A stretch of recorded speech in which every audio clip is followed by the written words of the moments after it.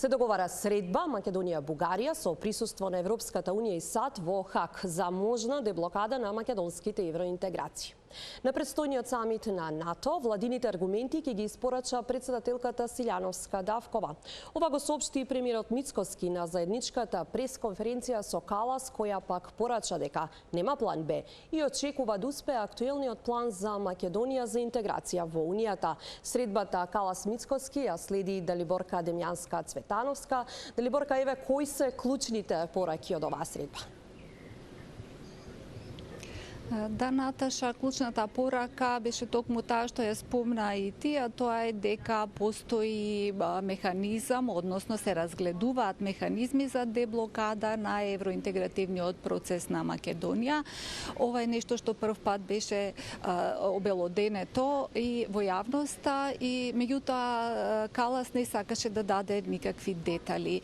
Беше спомнато дека се уште се разгледуваат деталите и дека ќе се прецизираат по средбата за која се надеваат дека ќе се реализира на самитот на НАТО, на кој ќе присуствува председателката Силјановска-Давкова, но се уште не е потврдено присуство на бугарскиот председател Румен Радев. Таму ќе има и високи представници и од НАТО и од ЕУ, вклучително и од САД, и се очекува да се дојде до некакво решение. Предлагам да ја чуеме првин изјавата на Калас на прашањето дали е можно да дојде до деблокада на евроинтегративниот процес и дали се има некаков можеби план на Б.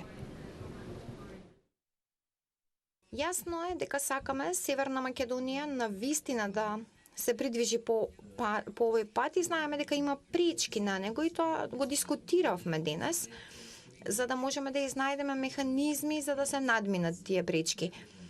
Секако, премиерот може да ги објасни подобро неговите идеи, но сметам дека има простор каде што може да направиме нешто, не би навлегувала во детали. Доколку се придвижиме, тогаш тоа ќе го објавиме и пред медиумите. Ние се фокусираме на план А и се обидуваме планот А да профункционира, затоа што кога се префрлате кон план Б, тогаш план А излегува од игра.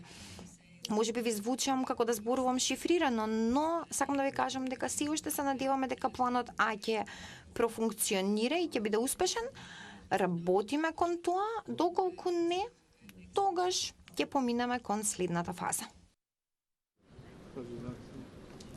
Премиерот пак откри дека тие прифаќаат медијација од амбасадите во земјава, но има големи очекувања и од најавената средба.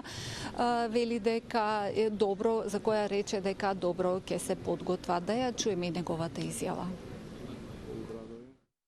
Треба да зрачиме со стабилност. За жал, има сили во регионот кои што сакаат да рефлектираат нестабилност. И затоа, кога ќе ги имаме сите аргументи на еден ваков билатерален состанок, тоа би било многу добро. Тоа би било многу добро да се слушне. На крајот од денот, ние сите треба да седнеме и да ги слушнеме аргументите. Може би од таа страна ќе слушнеме некои аргументи кои што до сега не сме ги знаеле. Каде исчезна, да речеме, 200.000 македонци во Западна Бугарија од 56 до 65.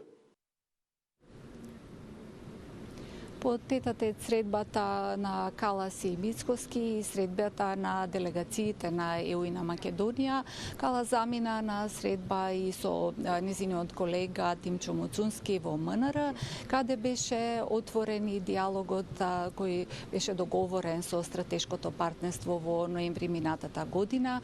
Таа во моментов овде во касарната Илинден во Скопје, каде што заедно со министерот за одбрана Владо Мисајловски се обраќаат пред медиумите. Претходно ја разгледа опремата, медицинската опрема, која што беше донација од ЕУ во вредност од 6 милиони евра и беше исто така согласно договорот дадена од Европскиот одбранбен фонд.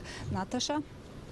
Да, Далиборка Демјанска ги пренесе заклучоците од средбата Мицкоски Калас, како што посочивме главната порака е дека засега Унијата нема план Б за интеграција на земјата во Европската Унија.